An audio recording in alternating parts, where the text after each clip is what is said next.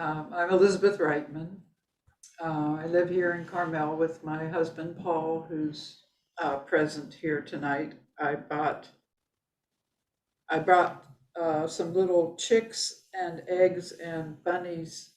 They're cookies that I brought them tonight as a birthday cake. And the birthday that we're celebrating, or as many people are celebrating this year, is that the book Ulysses by James Joyce is turning 100 this year. So this is you. And I'm sorry that you can't all have one of these cookies. I would love to share them with you. They're quite good, actually. A lot of people have feelings of ambivalence about James Joyce's writings and the book of Ulysses. And I would just like to I would like to start out by reading a quote that was in the New York Times in 1922, May 18th, 1922. This was written by Dr. Joseph Collins, and he's writing a review on Ulysses, which has just been published. And can everyone hear me clearly? Am I speaking loudly enough? Dr. Collins says, I wish to characterize it. Ulysses is the most important contribution that has been made to fictional literature in the 20th century. It will immortalize its author.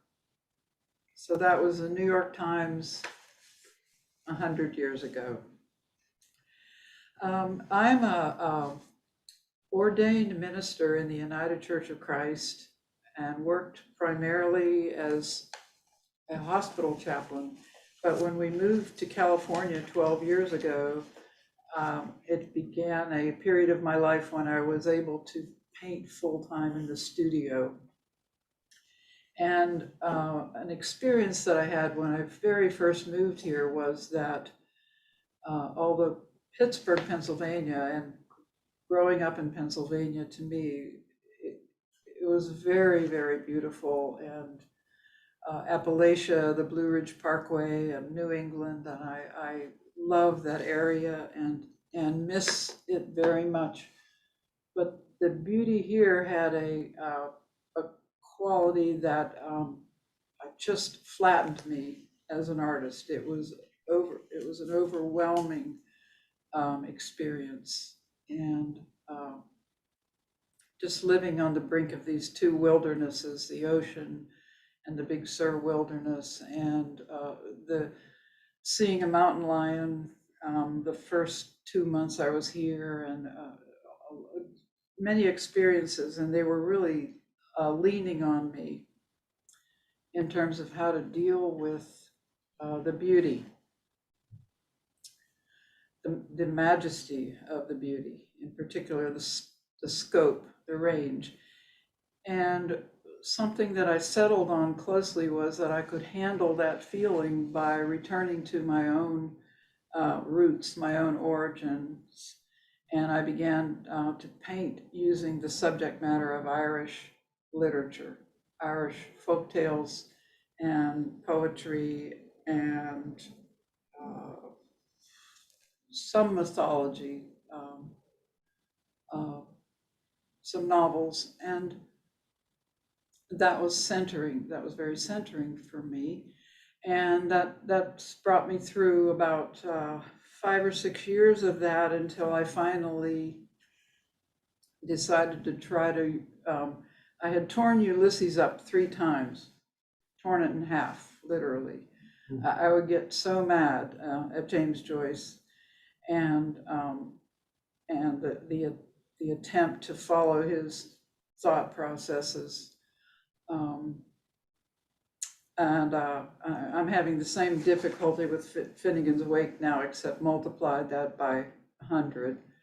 And I realized that if I painted my way through Ulysses, I might be able to handle it from my point of view. And so I began thinking, what if you did a there's about 12 to 14 so-called episodes in Ulysses. They're scarcely marked at all, but they are chapters in a way. And I thought, well, what if you did a painting per chapter? And so I began looking through Ulysses for subject matter. And I found that it would be more like it would happen on every page. The beauty of some of the language, some of the images and the language was constant. And what will happen is, or what happened to me is, and I'm having the experience this summer of going to Dublin and presenting 10 to 12 paintings for the birthday of Ulysses. And what I noticed was that many of the paintings were found at the beginning of the book, at the beginning of Ulysses, because there was just so many totally arresting, bewitching images, and that made me want to paint. So this is really the second of a two-part series that I have done. The first was specifically on James Joyce and Carl Jung, who had a pretty adversarial relationship, even though they spent almost no time at all together, but they crossed paths. They were both giants in Europe at that time. They were both becoming global influences in the world, and extremely aware of each other's work. And ironically,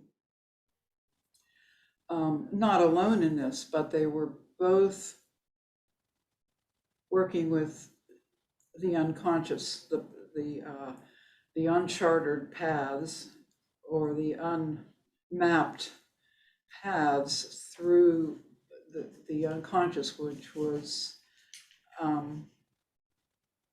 probably had been done before in history, but was being documented by these two men in a different way, in a way that our time could see.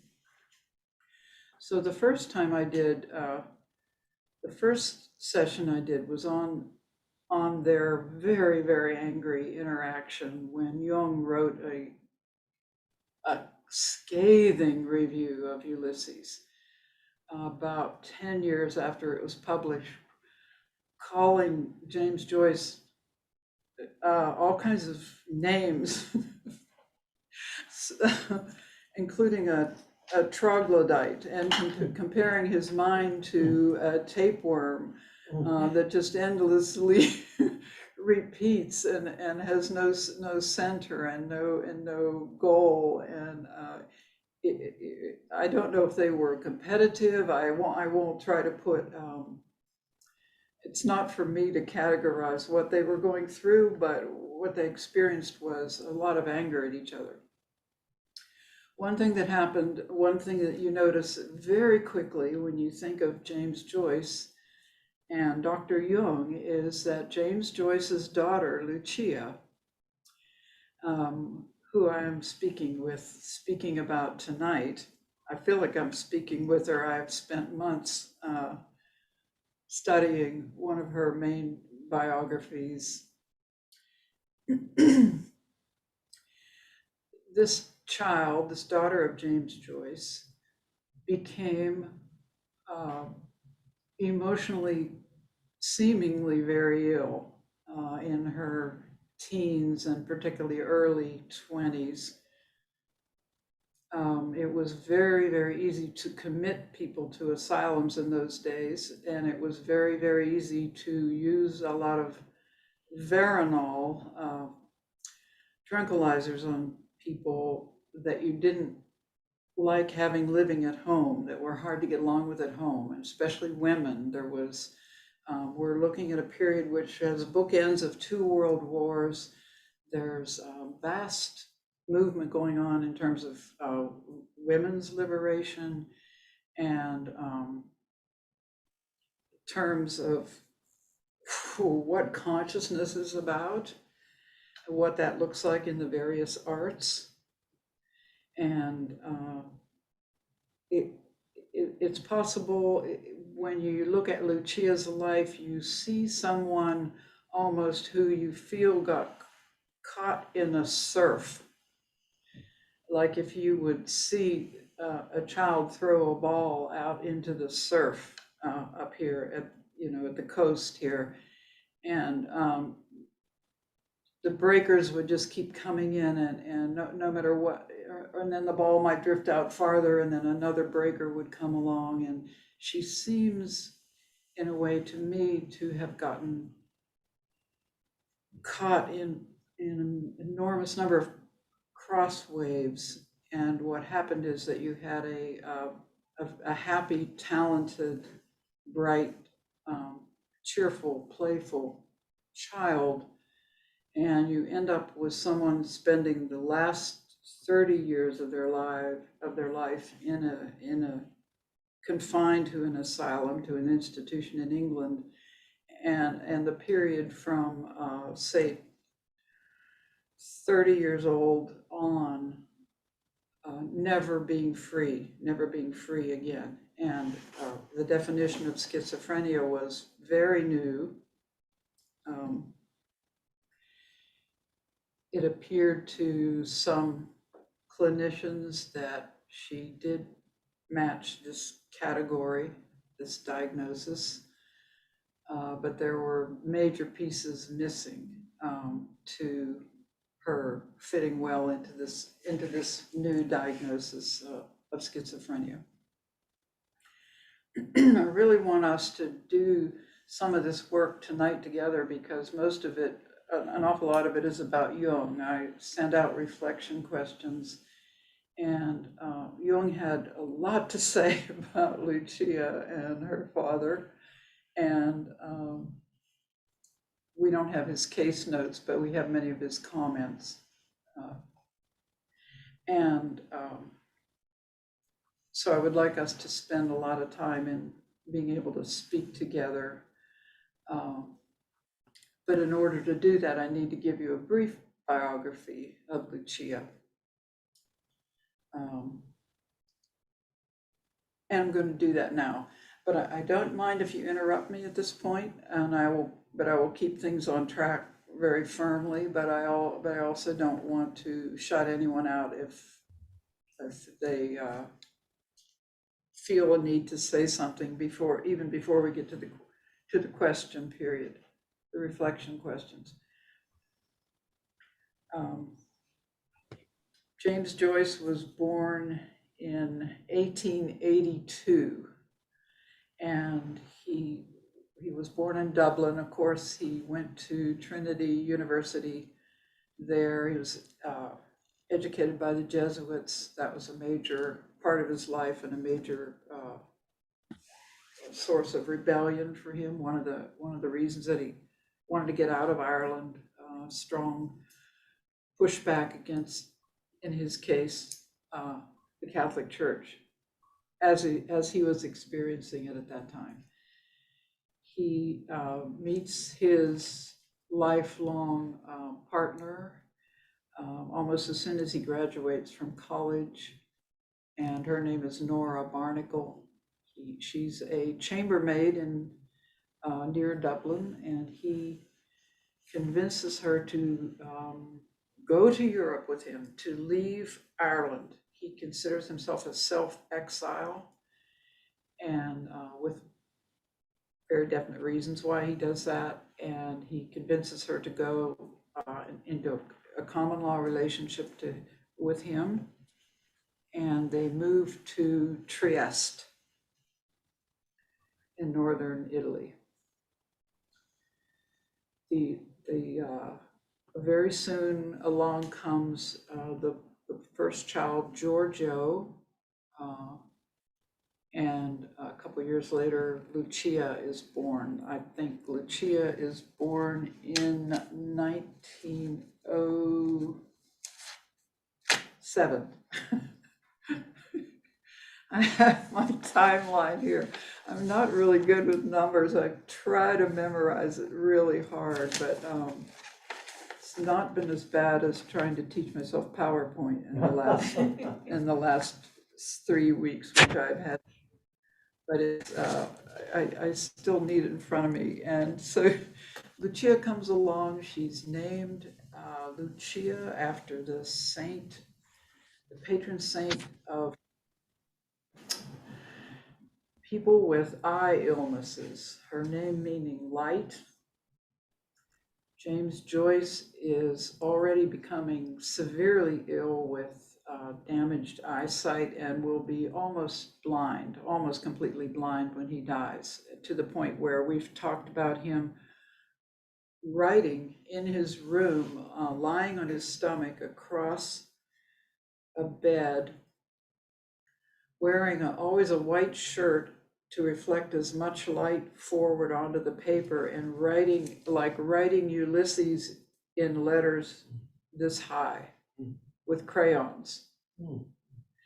As if Ulysses, as if, sorry, Finnegan's Wake, it wasn't quite that bad yet with Ulysses.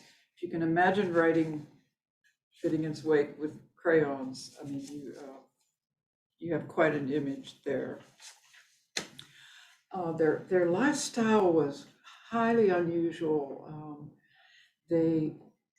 His family in Dublin had moved constantly. They were always one step ahead of the landlord, evicting them for not paying.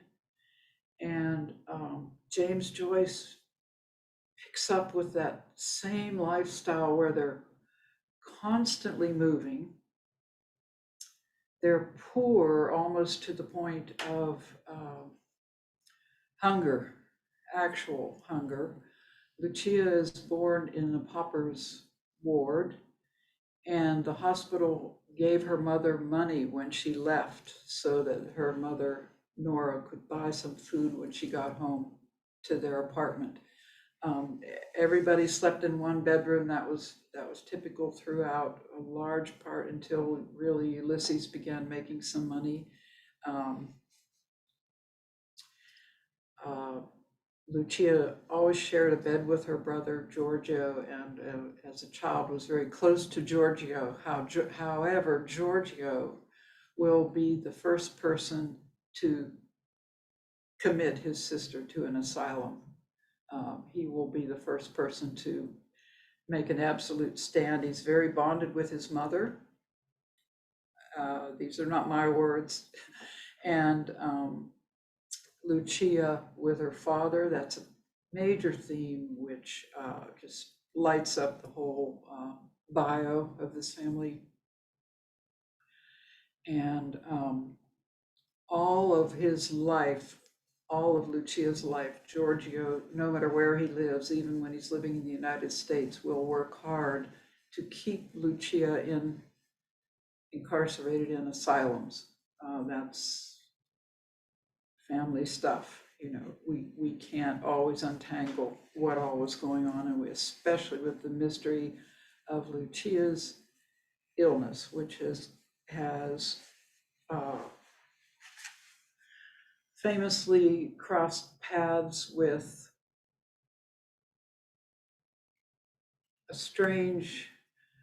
a couple of strange themes. One is that of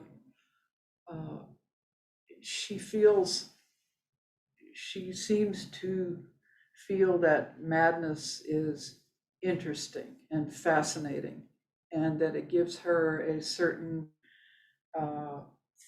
for one thing, it attached her father to her permanently. He was constantly worried, constantly obsessed, constantly trying to uphold her sense of being, and she was able to keep him completely engaged with her, partly by acting out a lot of behaviors of madness, and much of her actions, which became very violent and involved setting fires and throwing a chair at her mother, and she was restrained often for violence, notably. But often there was a very odd awareness of what she was doing. She would turn the gas on and leave the gas on when cousins were trying to help keep her at home. But she would open a window. There were elements to her illness that had very theatrical nature. And Cary Baynes, who will come along as one of her allies. She had dear allies who would try to help. Some of them were genuinely trying to help Lucia. Many of them are trying to just keep James Joyce writing and to keep her from worrying him too much. And but Cary Baynes stood out for me, and I might get to speak about her a little bit later. But she also uses very strong language about the father and daughter bond, language which I can't use because I wasn't there, and but people that I do trust felt that their bond was other than father and daughter. And something that will happen is that highlights this is that Carol Loeb Schloss, which wrote the biography I have used the most, and I've been given good reason to use her biography. It's called To Dance in the Wake, which is a play on words about Finnegan's Wake. And but what happened with Carol Loeb Schloss is that the Jung, the James Joyce Foundation estate sued her. And they sued her because they said that she was trying to replace his wife as his muse and replace it with Lucia as his muse, and that they were that the author was making too much out of the relationship between father and daughter, and they did not like Jung's characterization being brought out in the book of what Jung calls Gregory, will not like my French accent probably very much. You can tell me, Gregory. Femme inspiratrice. Femme inspiratrice.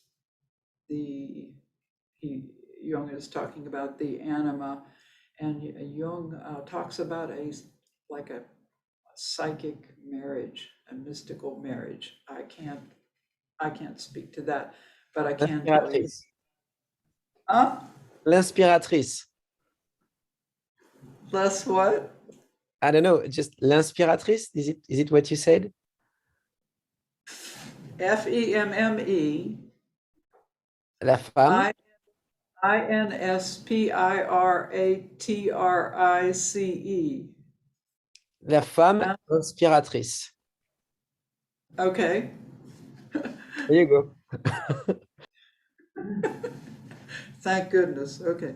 Why don't you translate it, Gregory? Oh, he says it so fast at the beginning. Femme inspiratrice. It's like the muse. It's the muse, the woman who inspire. So the muse. Yes, and Lucia and Cary Baynes. I want to bring Cary Baynes in briefly because what happens when folks finally do convince Joyce to take her to see Jung, and Jung says right away, I don't want to take up all my time. No, okay, it's fine. Jung says right away,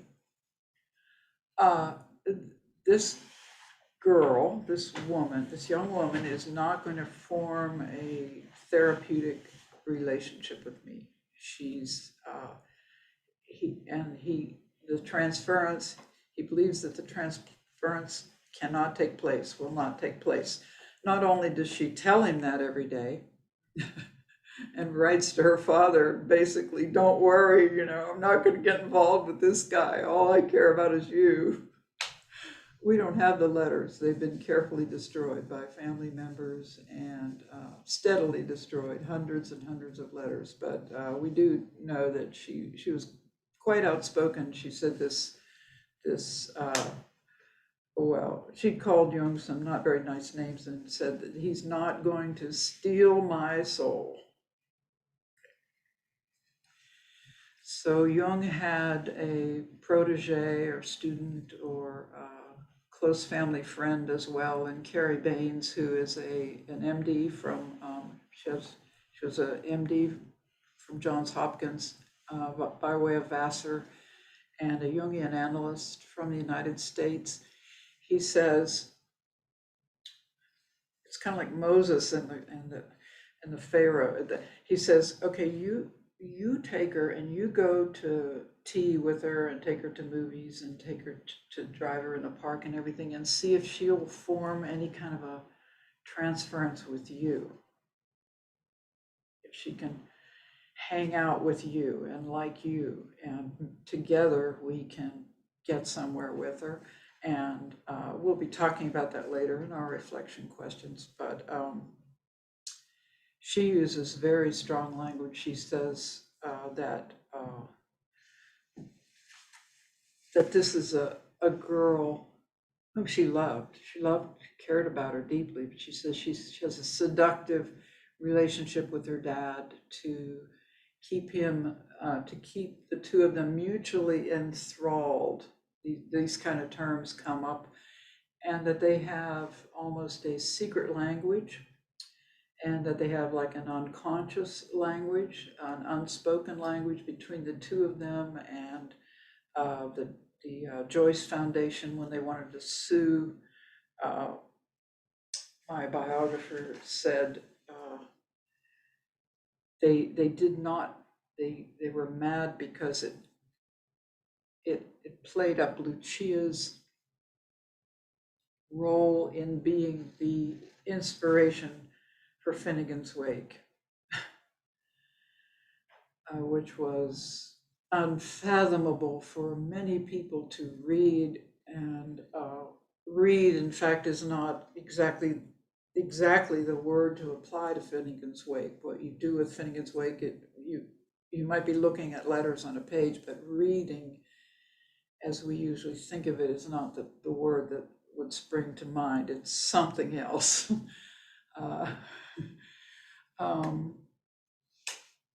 It's sort of like dreaming awake. But the Joyce Foundation did not appreciate her being replacing her mother as the muse, and saying that was some folks call this a love story between the father and the daughter. And Lucia had ways that you can sort of see points in their relationship where you feel that each of them is sabotaging something in order that something else will happen that they would never have put into words. They would never have put into words. And that may be a literary something, a literary event. One of the things that gets sabotaged is that, first of all, Lucia is a dancer. She's, as a young teenager, she begins dancing at the age of 15. Ulysses is being written at home. The figures of Ulysses live in the house like the regular people. The house is filled with the actual people, and the house is filled with the people of Ulysses. And all the streets of Dublin, all the bars of Dublin, every sidewalk of Dublin lives in Ulysses. And Carol Schloss says that Lucia and Giorgio grow up with these phantom children filling the house, and that they have to compete with these phantom children for his attention, because he works all the time, except when he's drinking. And he works and is drinking. I mean, I don't mean that but I mean, he drinks at night. He's not, he drinks a lot. And as his eye situation gets worse, in his case, the glaucoma was extremely painful. It had another element to it called iritis, which was an inflammation in addition to it, possibly, undoubtedly exacerbated by his lifestyle. And it was excruciatingly painful. And he even uses cocaine at sometimes for the pain, but he's not known as having addictive relationship to cocaine, but very heavily into alcohol. The family, poor, living in squalor. Nora couldn't keep house at all, had no interest in it. Nora never read one of Joyce's works. The wife never read one of James Joyce's works. She is kind of, her self-image is that of what we call an anti-intellectual. And she'll talk to family members about like what torture it was to go to the pubs and cafes and restaurants every night and have everyone drinking and have to listen to hours of puns and puzzles and just, you know, extremely erudite group of people. Europe is awash in, it's the 20s, and art is taking drastic new turns. I wanted to talk briefly tonight about the Surrealist Manifesto. The first one is written in 1924. Ulysses published in 1922, and this is the Surrealist Manifesto. André Breton. He writes eventually 3, if not more, perhaps in the United States, but when he goes to the United States, but it's beautiful writing. The manifestos of surrealism are beautiful writing. They're not angry and negative and to tear things down. They are a response to beauty, which is strongly influenced by the psychoanalytic community, particularly in Freud, in his case. But Lucia ends up in dance. She is really good at it, and she loves it. And she designs costumes. She spends hours a day training to dance, and she has major teachers. She's able to have, you know, they're in these circles. Her main mentor right off is Raymond Duncan, who's Isadora Duncan's brother. He's a innovator for his time. He only will wear a toga. He walks everywhere in the city wearing a toga. For the rest of his life, he never wears the usual garb of a European guy. And he's a pacifist. He's vegetarian, and these things are political at that time, and they're spiritual, and he's a major mentor to her. And not only that, it's not that he forms her, but that she fits in there. She fits in with that. She's at home with these folks, these dance teams, and she's having all kind of recognition, and she's having all kind of community. She has friends. She's happy. This is not a worried, frightened early teen, but someone who's, happy to get out the door, but she's out going to her dance classes, and things are going well, and her performances begin to attract attention around Europe. And she's invited, as she becomes closer to her 20s, she's invited to be part of a major, what would you call it? It's a sort of a competition where she will become a dance instructor as well. She was a linguist and mathematician. She could speak probably 5 languages fluently, and this helped her greatly to be teacher in Europe. And right about that time, mom tells her to stop dancing. It's foolish. It's a waste of her time. She tries to get her to stop. Oddly enough, James Joyce also stops her. They withdraw their support from the dance, and you can see someone moving happily, moving beautifully, having her own life, having a competition with her dad, who is by now becoming a global phenomenon, having her own freedom and her own space. You can see her within a couple of years becoming still. In a couple of years, you're seeing someone spending her days in a straitjacket,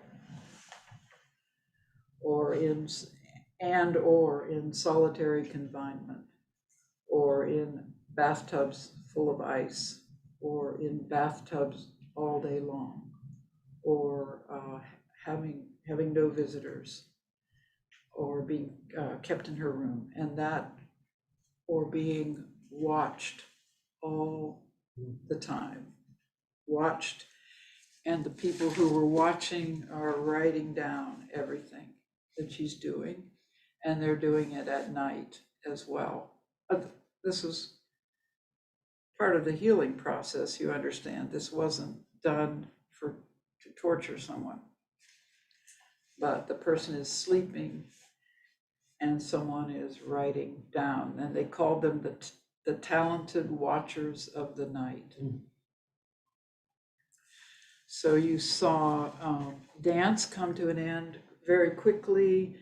Her love affair, infatuation with Samuel Beckett, who, as we know, wrote Waiting for Godot. He's in the household all the time. She's going out to theaters with him, to dinner. She finally realizes she thinks that she can get him to propose. This is when things are about to go off the cliff for Lucia. And he says, I hang out here because of your dad. And that was happening. Giorgio's wife marries him, but she really secretly believed she had a destiny to be in the family of James Joyce. She wanted to be around James Joyce. He was next to Charlie Chaplin, in Europe right now. He was becoming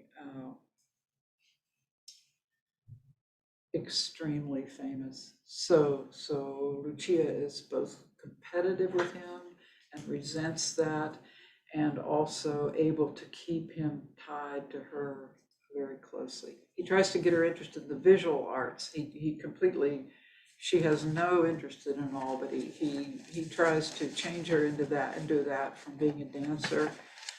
Beckett breaks up with her. She has a brief engagement to Alex Poniatowski. I've seen it written a couple ways. He's a very aristocratic Russian Jewish family. She's very fond of him, and they're going around together and they're acting kind of engaged. And the year is 1931, 32.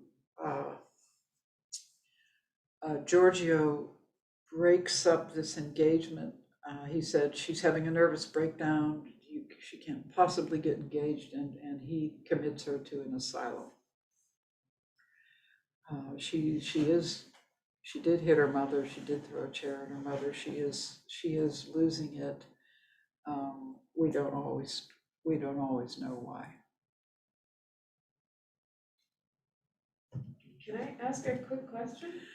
You can toss it out. See if I can. Is there Just so no it's not about recognition in the family that their shutting down her dancing had this effect on her? No. Oh my goodness. No, and that's the thing that people with more insight will talk about a lot with James Joyce, that he had, it's like Nora said, he writes about women, but his wife said to a friend of hers, he said, he knows nothing about women at all. But people later will say, when they see him agonizing over the years, but that he could not grasp, that he was kind of clueless to what was going on with her. He didn't really feel like women should be performing on the stage. This is a different period of history. And he wanted her to, insight for him was going in a different direction. It was all going in a different direction. And then you can sort of, this is what I observed, but the two of them sabotaging it together. She also begins taking ballet after being a very successful and well-trained in this modern dance, which was new. She starts taking ballet at like 20. And the biographer said, that the hips and the turning out of the legs and everything is something that you start at 8. And so all of a sudden she put herself in the position of being a beginner and not really having the physical training. I could only read that as a sort of a form of self-sabotage again, but it would be very unconscious. When you look at the whole scope of them, you'd look like you're seeing. Oh, can't you hear me? I'm looking at this little owl. When you look at them, you sometimes see two people who are trying to keep themselves safe for each other, for their relationship. And it's very hard for me to say that because I'm not a clinician and I don't have the letters and no one else does either. And I wasn't there, but Jung sort of says it in a way. But no, that insight was not there. No, he tries to get her to go in to do the visual arts, to do calligraphy, and he engages Alex Calder as her art teacher, who does mobiles, And all their friends are like, what's he doing? You know, and they're like, Alex Calder is not even a real artist. I'm not speaking for myself, I'm speaking for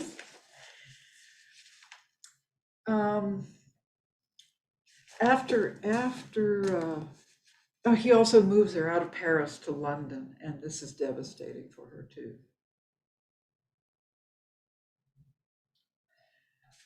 He's crazy about her, but he's harming her, and he will spend his whole life saying, I harmed her. And he is compared by a number of people to King Lear carrying his daughter Cordelia, and that they have broken one another's hearts.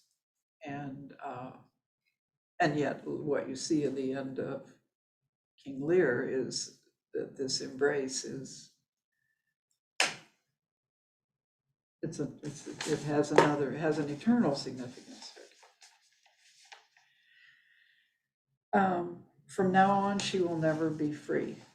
She'll never have a moment of freedom from now until she dies in 1982.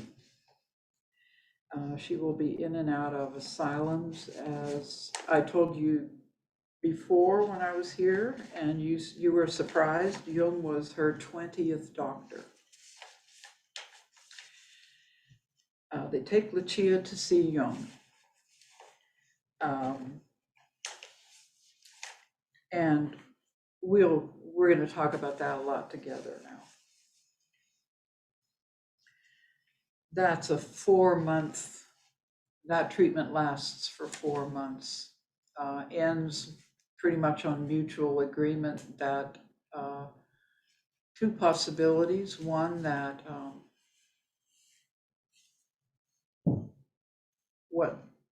what Carol Schloss calls it, Lucia was worshiping at another shrine.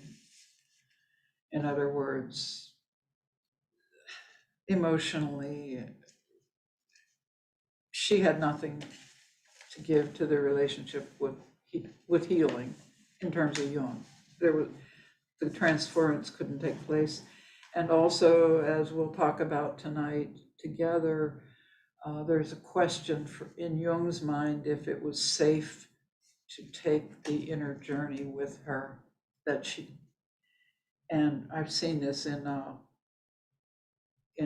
some of the collective works where he's talked about some people he feels would have a complete psychotic break if they were encouraged too much to go into the unconscious, that they were not capable of taking that journey. Meanwhile, Finnegan's Wake is being written, of course, and Cary Baynes remarks once that James Joyce comes to visit where Jung is, which is the Kusnacht, and she writes in her notes, well, Lucia was dressed, but later in the day, she takes off her coat and she has on an evening gown. And that's how she receives her father. And she says, I hear you're having trouble with Finnegan's Wake, and I'm glad you came to see me because maybe I have something for you. I have something to help. And again, it was this sense that the two of them were writing Finnegan's Wake through letters and coded behavior, that her behavior, like setting fire to a room, would be on a certain date, and the colors of the fire were supposed to mean a certain thing to him from Finnegan's Wake, and that there was a collaboration between the two folks.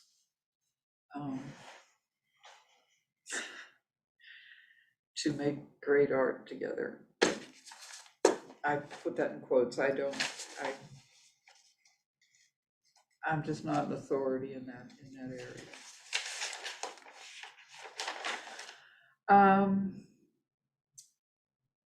He dies in 1941 completely unnecessarily of self-neglect. He dies from a perforated ulcer because he wouldn't go into the hospital when he had symptoms. Finnegan's Wake has been published 2 years before. And it's as if that was, and he's virtually blind. And it was as if that was the end for him, was when Finnegan's Wake was published. And Lucia dies in 82. An interesting thing is that I did bring a couple of paintings tonight because once, the last time someone told me, I can't remember his name because I haven't seen him for so long, but he said, you should have showed more paintings. He thought I would talk too much, I think.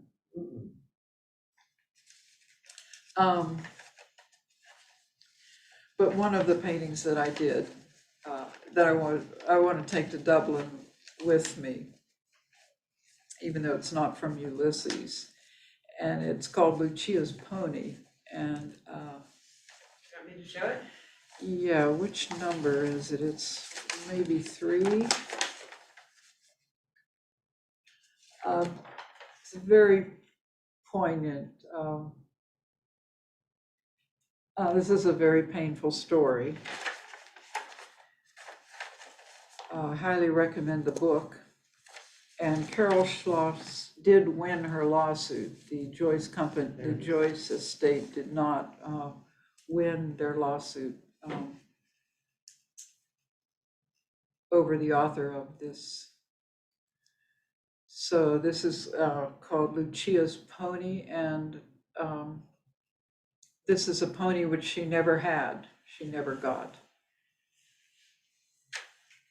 And that has significance to me. And the quote that goes with it is from her biography, said that when she lived in Bray, which was between asylums, people would take him into her into their home and try to fix her. Harriet Weaver tried hard too, who publishes his books, who is his executor of his literary estate and becomes the legal guardian of Lucia. She took her into her house for a while, and Lucia was getting bovine serum injections at that time because work on your glands had become very popular in Europe to fix things that weren't working right in people. They were getting, and she had to stay in bed 7 weeks, no visitors. And this was a dancer. This was a dancer from the inside of herself. Lucia's Pony I did because there was just a small sentence that said, when Lucia was in Bray, which is in Ireland, she wanted for a time to have a pony. And this was another side of Lucia. This was not the flaming, like, bohemian girl with the lovers. And this was a woman who just wanted to live in a regular house and have a garden and a dog and maybe have a pony and have a regular life and not be supervised and watched and medicated her entire life. And the pony to me was a symbol. When did you paint this? I did. Or? Pardon? Recently? Yes, I did that in order to take it to Dublin for that. And I'd like to move on to our reflection questions. Don't forget the rest of the paintings when you wish. Okay. The other paintings. Whenever you wish.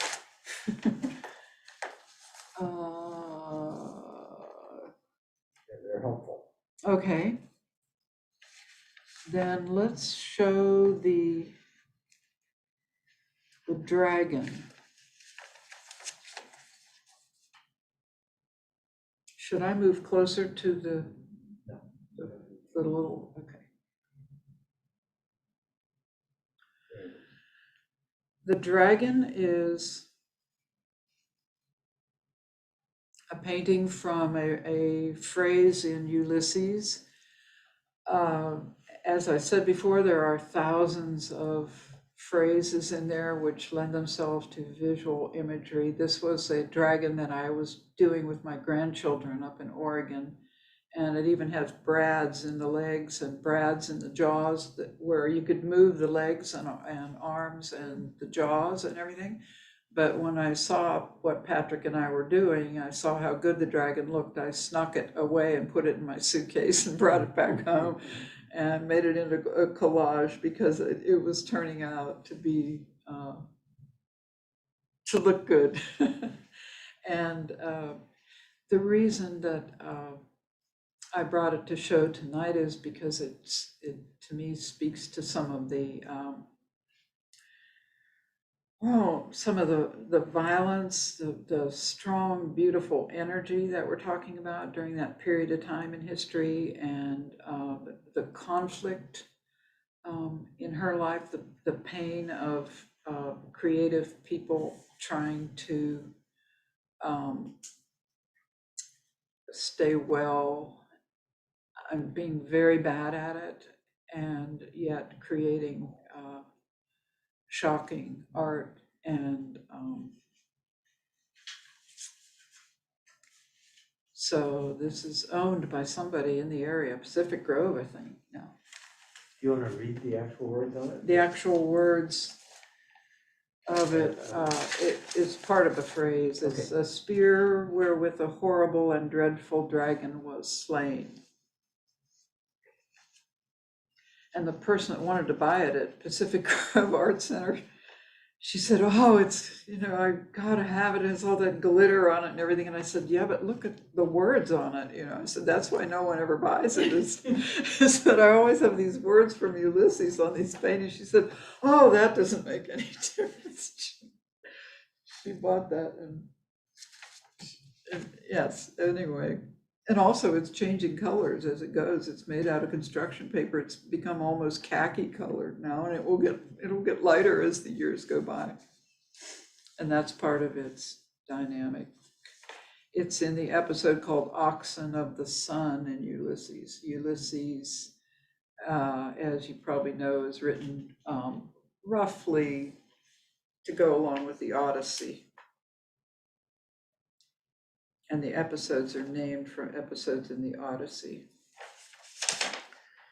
The gull, the seagull, which Paul Wrightman does not like this painting. That's this one, right? Yeah. Yeah, oh, there it is, down at the bottom. The young gull. The quote is from Ulysses. Am I walking into eternity along sandy Mount Strand? A quote about the ocean. I painted this specifically because I knew that I might be going to Dublin, and I wanted a painting regarding Leopold Bloom's in Ulysses very great kindness and compassion to animals and people. It stands out when you slog your way through Ulysses, his tenderness, and he was feeding some seagulls, and he's very tender toward them, and he wished he brought more food. And you see him also this way with a horse that's working at night, pulling a huge street sweeper, and just his tenderness that he wished he brought more sugar, or he brought something more for this very overworked animal. And he talks about its eyes, and that happens over and over in Ulysses, even with the dog. And James Joyce is afraid of dogs, and that comes out quite clearly in Ulysses. But he also, he's also very good at portraying them in Ulysses. The last one is the upside down fox. I don't know No, if you, we fixed it. We yeah, fixed it. that's it. Oh, it's right side up now. Yeah. It's actually reversed. The fox is actually supposed to be upside, it looks better like that. Oh, it's supposed to be upside down. He's I supposed to thought- be I upside thought down. you said it's supposed to be fixed. No, he's supposed to be upside down. Okay, we can do that. Watch this. Yeah. I got confused in the confusion. Well, that's what happens with these images. All right, there's an upside down fox. That's the fox. He is, this was originally a painting of a serene and beautiful forest up at Stanford. And I drove clear up there just to draw it because I drove through it once and it was so beautiful. So it was the serene, beautiful forest. And what happened was when I was looking at it at the end and to make sure the composition was all right, I saw the fox in there completely upside down, the complete body of the fox in the woods upside down. And so this happens a lot in the paintings, is that I start out in charge and then the painting will often start taking control and speaking back to me. And that's what happened in here. And the reason I connect it with the Surrealist Manifesto is that their movement was about that. Their movement was about, I'm not a surrealist in my painting as a rule, but their movement was about letting the unconscious speak through you. They were very into automatic writing. And of course, their influence on the painting world was enormous. So a lot of the James Joyce paintings of mine are not that popular because they're odd. It is very odd to have a fox upside down in the woods like that. It's taken from a quote.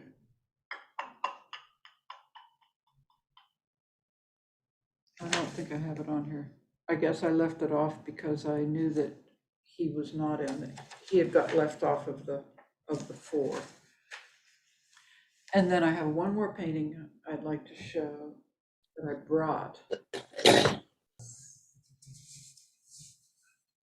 I don't know if you. Yeah, we can see it. Not too well. Yeah, Tilt it so it doesn't get so much. I think it's getting too it's much. too shiny. Yeah, it's hard to see it. I don't know, on my computer, it looks just fine. Okay, It might be the TV that you guys are looking at. It's the light. that's great. This painting was done a couple of weeks ago. It had no topic. It was just a river with two white ducks on it. And it's not showing itself at it's extremely heavily textured and That's wonderful.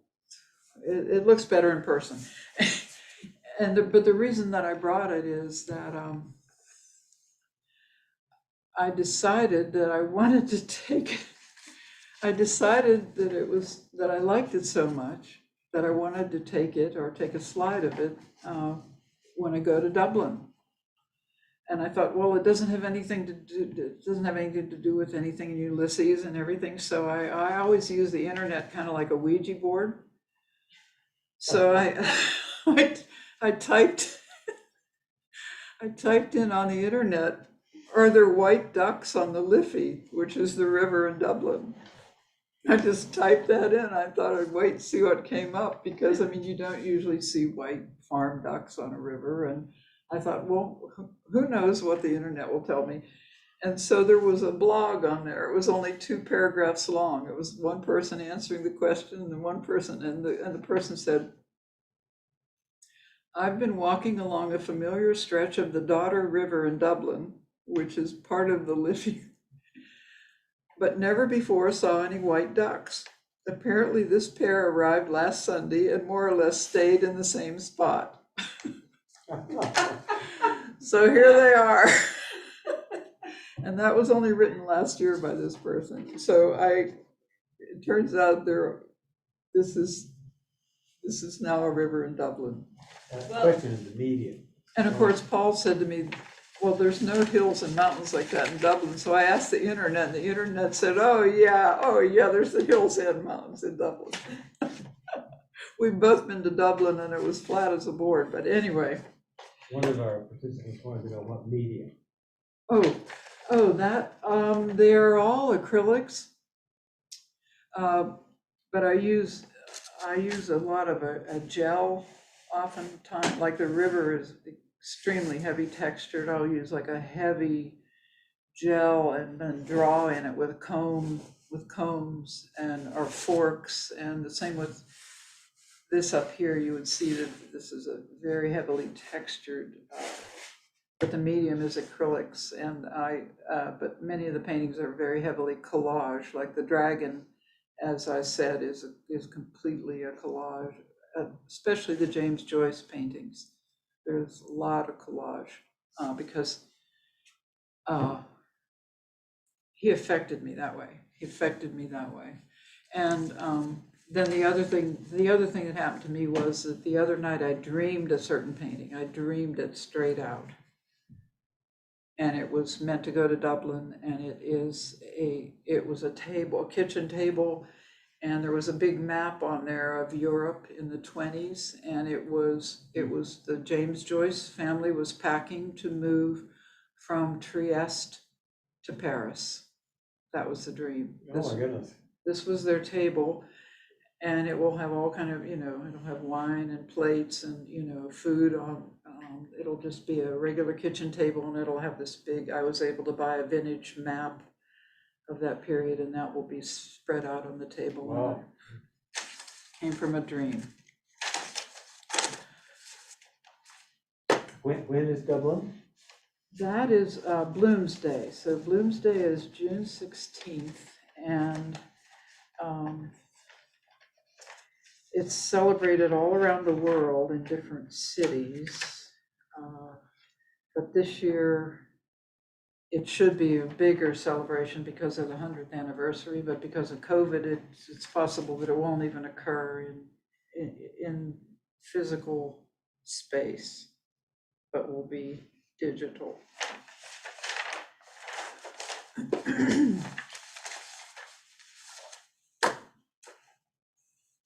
Okay, I would like to turn to, if you wish, unless anyone has something they would like to say, I would like to start into the reflection questions. I'm gonna put us back in gallery so we can see people if they want to speak. Should I shut off the recording? Probably. Yeah, okay.